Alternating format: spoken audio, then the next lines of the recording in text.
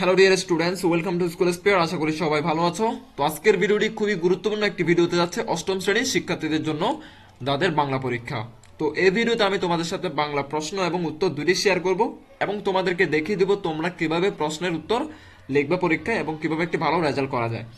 এবং সেই সাথে বার্ষিক পরীক্ষা রিলেটেড সব ধরনের আপডেট, চূড়ান্ত সাজেশন এবং প্রশ্ন বার্ষিক পরীক্ষার আগের রাতে পেয়ে যাওয়ার জন্য আমার স্কুল স্পেয়ার ইউটিউব চ্যানেলটি সাবস্ক্রাইব করে পাশে থাকা বেল আইকনটি ওপেন করে অল করে দাও, যেন আমি ভিডিও ছাড়ার সাথে সাথে তোমরা সবার আগে নোটিফিকেশন পেয়ে যাও। চলো শুরু করি আজকের ভিডিও।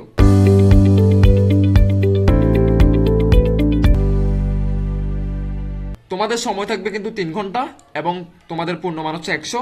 তো এই প্রশ্নটি কিন্তু কমন পড়ার সম্ভাবনা রয়েছে। তো সবাইকে অনুরোধ করব ভালো করে দেখো এবং বুঝো, এবং সেই সাথে এগুলো বাসায় অবশ্যই প্র্যাকটিস করো। প্র্যাকটিস করা ছাড়া কেউ পরীক্ষা দিতে যাবে না। তো প্রথমেই আসি নৈবিত্তিক অংশ, মান থাকবে 25। তো আমরা এগুলো একটা একটা পড়ে এবং উত্তর সহ তোমাদের সাথে শেয়ার করে দিই, তোমাদেরকে একটু একটু দেখিয়ে দিই আমি একটা একটা। তো তোমাদের 1 নম্বর প্রশ্ন থাকলো, বাক্যে উদ্দেশ্য সম্পর্কে যা বলা হয় তাকে কি বলে? উত্তর হচ্ছে বিধেয়।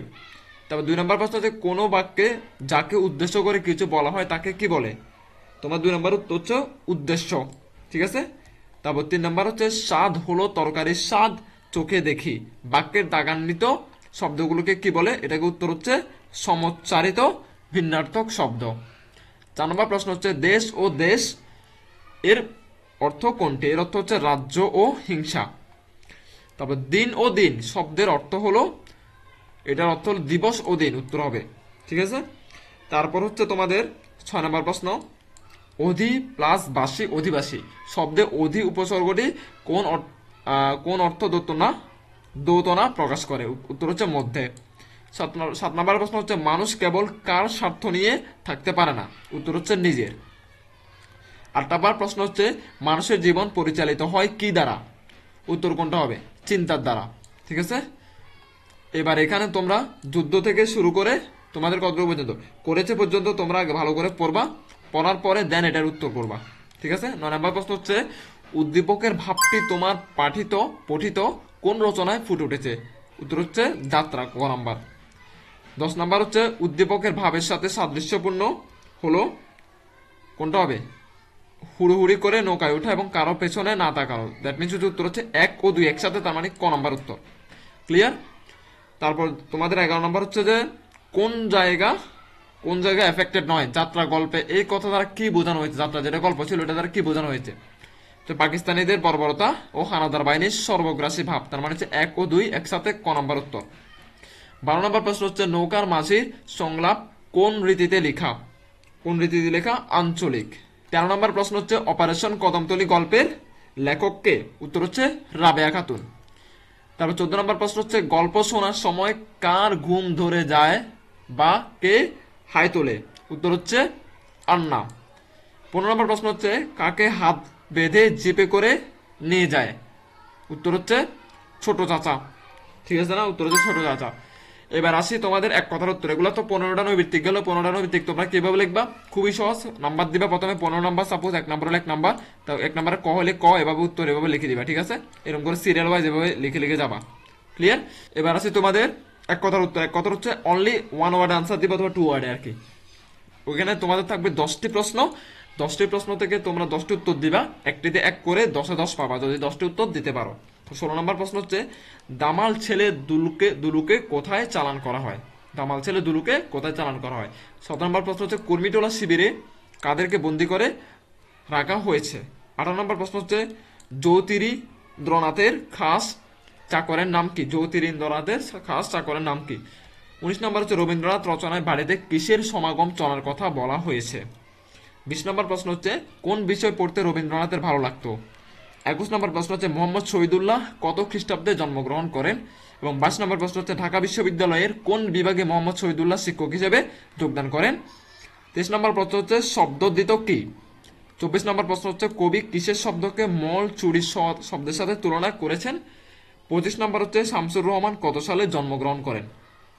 তো এগুলোর উত্তরগুলো তোমাদের সাথে শেয়ার করে দিই। অবশ্যই এগুলো প্র্যাকটিস করবো। আমি বারবার বলতেছি, এগুলো থেকে কমন পড়ার সম্ভাবনা অনেক অনেক বেশি। কিন্তু এগুলো হচ্ছে তোমাদের উত্তর, দেখে নাও। এক কথার উত্তর এই 16 নম্বর কুর্মিটোলা বন্দি শিবিরে, 17 নম্বর মুক্তি সেনাদের, 18 নম্বর চিন্তা।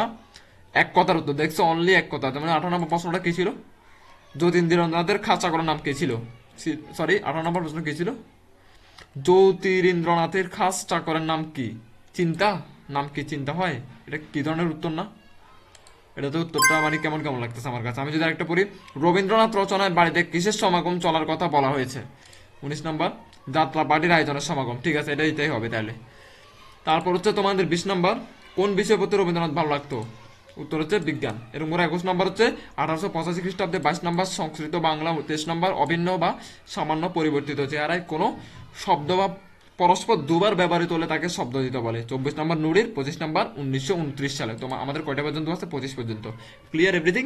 তো তোমাদের কাছে এই কাছে 10টা প্রশ্ন ভালো করে তোমরা পড়ে নিবা। টপিক খুব ইম্পর্টেন্ট জিনিস। এবার আছে আমরা রচনামূলক অংশ, মান হচ্ছে 75। এর মধ্যে তোমাদের 20 মার্ক হচ্ছে সংক্ষিপ্ত প্রশ্নের। 10টা প্রশ্ন থাকবে অনলি, 10টার একটাতে 2 করে। তো সংক্ষিপ্ত প্রশ্ন একটা কত তোমরা 2 লাইন করে লিখবে, একটা মিনিমাম 2 লাইন, 2 লাইন অথবা 3 লাইন লিখবা। সংক্ষিপ্ত প্রশ্ন একটাতে যেহেতু 2 করে, 2 মিস করা যাবে না। করে নি একটা একটা।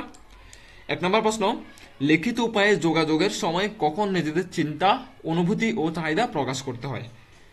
2 নম্বর প্রশ্ন হচ্ছে, যাত্রা গল্পে ফেরার কোনো পথ নেই বলা হয়েছে কেন? 3 নম্বর প্রশ্ন হচ্ছে, রেলের পথ গল্পে অপু চরিত্রের বৈশিষ্ট্য সম্পর্কে তোমার মতামত দাও। 4 নম্বর প্রশ্ন হচ্ছে, রবীন্দ্রনাথ রচনাকে বিবরণমূলক লেখা বলা যায় কেন? 5 নম্বর হচ্ছে, কবিতা পড়তে ভালো লাগে কেন? 6 নম্বর হচ্ছে, কোকিল গল্পটির উৎস পরিচিতি লেখো।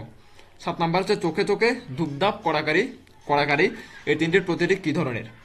তারপর হচ্ছে 8 নম্বর প্রশ্ন হচ্ছে, নিচের বাক্যগুলো লক্ষ্য করো, তারপর চিহ্নিত করা শব্দগুলো মিল অমিল নির্দেশ করো।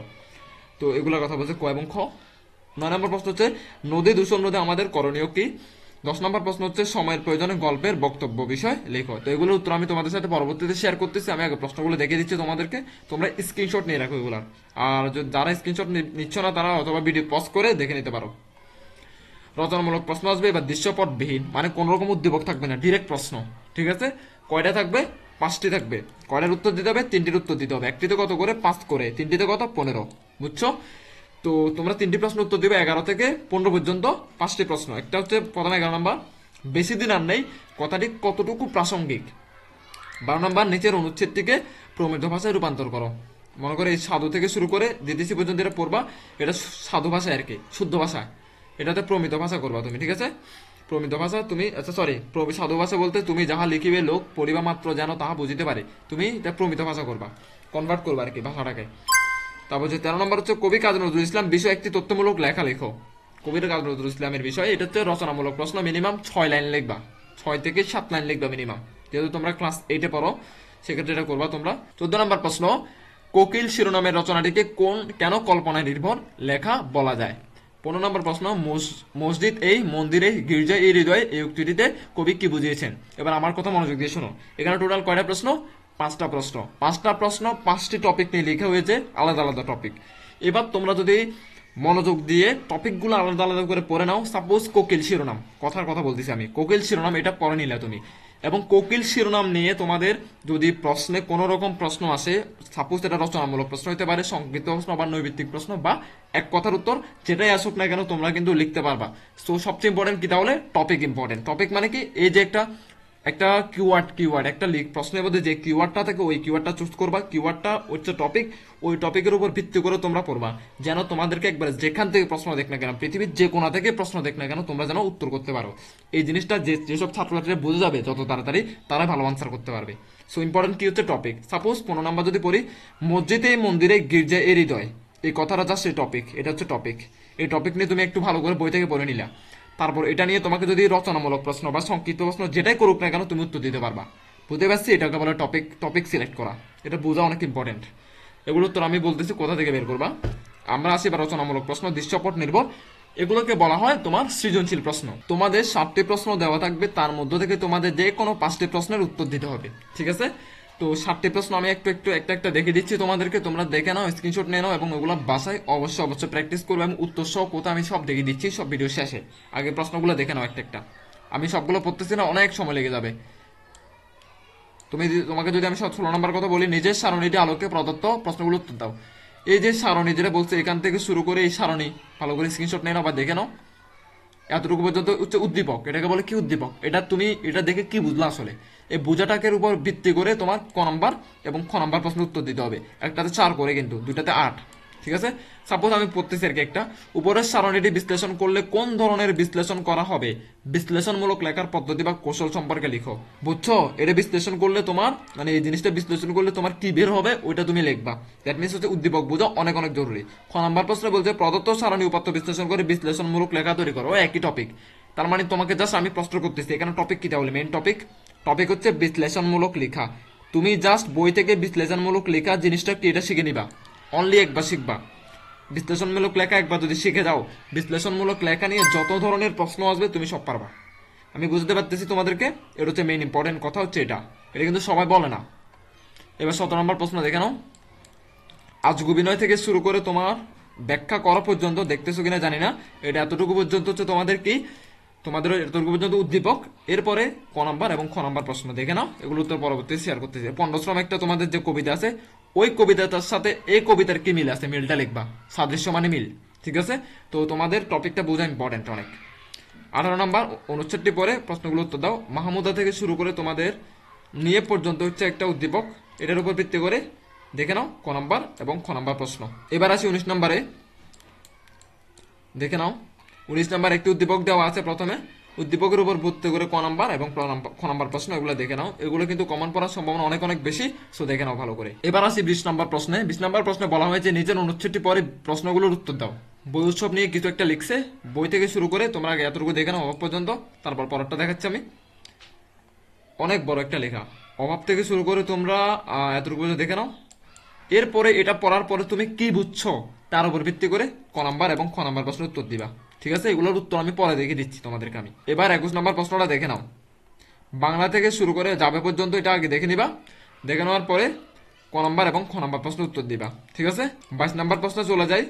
সময়টা থেকে শুরু করে লিখেছিল পর্যন্ত হচ্ছে তোমাদের উদ্দীপক, এবং উদ্দীপক আরো বেশি, মা থেকে শুরু করে আবার এখানে অনেক বড় এটা উদ্দীপক, দেখে নাও একটু একটু করে তোমরা, একবারে তোমাদের আনাজ পর্যন্ত হচ্ছে উদ্দীপক। এরপরে তোমাদের ক নাম্বার এবং খ নাম্বার হচ্ছে প্রশ্ন, এগুলো ভালো করে প্র্যাকটিস করে দেন পরীক্ষা দিতে যাবা। এবার তোমরা উত্তরগুলো কোথায় পাবে সেটা বলে দিচ্ছি আমি। দেখো তোমরা সংক্ষিপ্ত প্রশ্ন উত্তর এখানে দেখে নাও। প্রথমে 1 নাম্বার 5 পৃষ্ঠা 7 নং প্রশ্ন উত্তর কোথায় পাবা, এটা তোমাদের যে লেকচার গাইড চূড়ান্ত সাজেশন যেটি আছে ওখান থেকে পাবা, ওখান থেকে এই উত্তরগুলো তোমরা পেয়ে যাবা। সো ওখান থেকে উত্তরগুলো বের করে নিবা। ঠিক আছে, এবং আরো দেখে দিচ্ছি আমি। এবং 7 নাম্বার 8 নাম্বার 9 নাম্বার 10 নাম্বার সবগুলো উত্তর দেওয়া আছে, এগুলো হচ্ছে তোমাদের সংক্ষিপ্ত প্রশ্ন উত্তর। তুমি বুঝতে পারছো তোমরা, সংক্ষিপ্ত প্রশ্ন যেগুলো আছে ওগুলোর উত্তর। তারপর হচ্ছে রচনামূলক প্রশ্ন উত্তর, যে তোমাদের 5টি ছিল যেখান থেকে 3টি প্রশ্ন উত্তর দিতে হবে, ওগুলোর উত্তর এখানে দেওয়া আছে। দেখো দেখে নাও কোথায় উত্তর, পৃষ্ঠা নং বলে দিছে এবং কত নাম্বার উত্তর এটা বলে দিছে। ঠিক আছে, তারপর হচ্ছে রচনামূলক প্রশ্ন উত্তর দৃশ্যপট নির্ভর, এখানে এতক্ষণ যেগুলো বুঝাইলাম সৃজনশীল প্রশ্ন ওগুলোর উত্তর দেখে নাও, 16 থেকে 22 পর্যন্ত কোথায় আছে দেখে নাও। এবং যারা কনফিউশন আছে যেগুলো কোত্থেকে বের করবো, যাদের লেকচার গাইড নেই তারা চিন্তা করার কোনো দরকার নেই, আমার ইউটিউব চ্যানেলে অলরেডি এগুলো নিয়ে ভিডিও দেওয়া আছে। আমি লেকচার গাইডগুলো ড্রাইভে আপলোড করে দিয়ে দিয়েছি, অথবা আমাদের হোয়াটসঅ্যাপ গ্রুপ যেটা আছে ওখানেও দেওয়া আছে, তোমরা হোয়াটসঅ্যাপ গ্রুপে জয়েন হয়ে নিতে পারো, অথবা আমার ভিডিওগুলো দেখে নিতে পারো। আমি ডিসক্রিপশনে ভিডিওর লিঙ্ক এবং হোয়াটসঅ্যাপ গ্রুপের লিঙ্ক দুইটাই দিয়ে দিব, ওখান থেকে খুঁজে বের করতে পারবা তোমরা। ঠিক আছে, আজকে প্র্যাকটিস করো আর ভালো করে পরীক্ষা দাও। ধন্যবাদ সবাইকে।